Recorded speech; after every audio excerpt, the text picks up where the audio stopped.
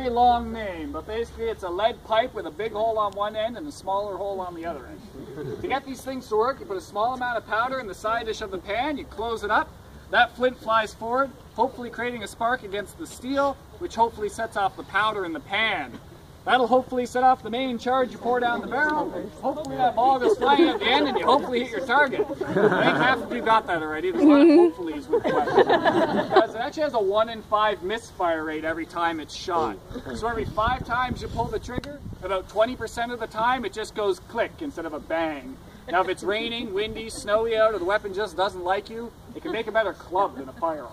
The second problem is they're not very accurate, these weapons. The inside of the barrel is just as smooth as it is on the outside. So the ball can kind of move back and forth and fly off in whatever direction. So you can accurately hit your target at about 50 yards away, and that's if you're a good shot and your target isn't running all over the place. You can kill someone at over 200 yards away, just good luck hitting the target, because your margin of error can be about 9 feet in any direction.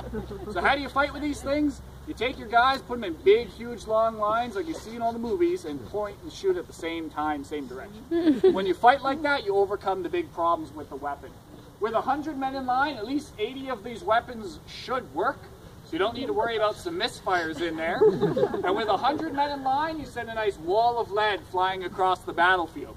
Someone at over 200 yards away should now get hit and fall down. You don't need to worry about aiming now either. But when you fight in this style, you create the last problem with these things, which is smoke. You'll see how much smoke comes out of these two weapons.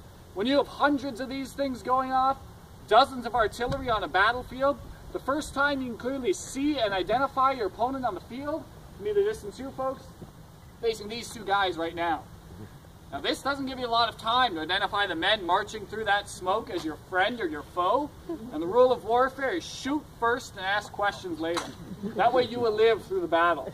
That's why 200 years ago, the British liked to wear this bright red, ridiculous outfit with a shiny, goofy hat and a shoot me here X in the middle of your chest. Because if you're wearing the bright red or the bright blue for the Americans, pretty much everyone in the world knows what team you're on, and only half the battlefield is going to be shooting at you. If you wear something other than red or blue, nobody has any idea what team you're on, and everybody on the battlefield will be shooting at you. No one's going to wait to find out. Unfortunately for the guy in that green at the Battle of Lundy's Lane, more of them were killed by their red-coated allies because they pulled back through the smoke, didn't see what color they're wearing, and they shot at. So camouflage, not always the best idea. And we're going to put it through a couple loads here. The first one is a slow ceremonial load. So here we go. Lift my charge. Load.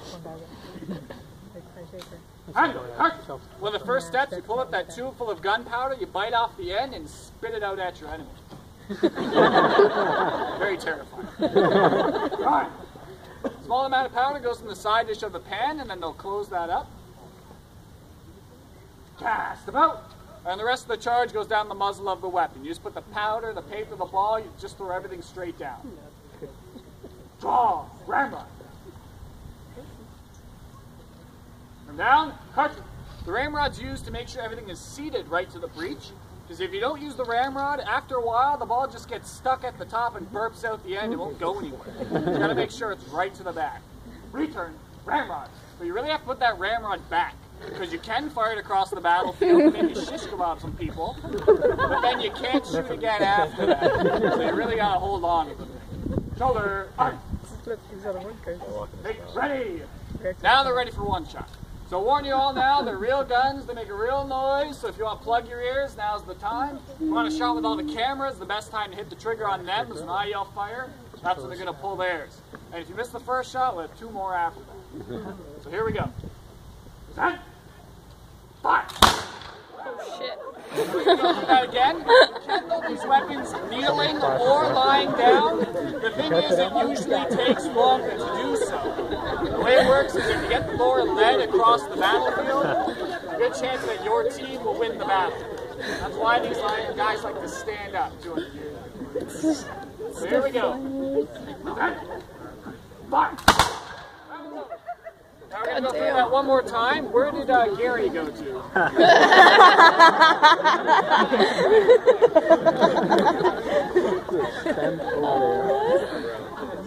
Stop hiding behind everybody. Now is the part where I get the bullseye on me, right? Don't worry, you already proved your group's loyalty, so we're not going to shoot you. Okay. Since you are the leader of this group, apparently, you're gonna have, I don't know how much you had to pay to get that. No. What we're going to do is when I point to you, you just yell fire. Very simple. So here we go. Hold on. Set. Fire. So folks, that's amazing. Thank you very much for having us. Have a great day here. Thank you.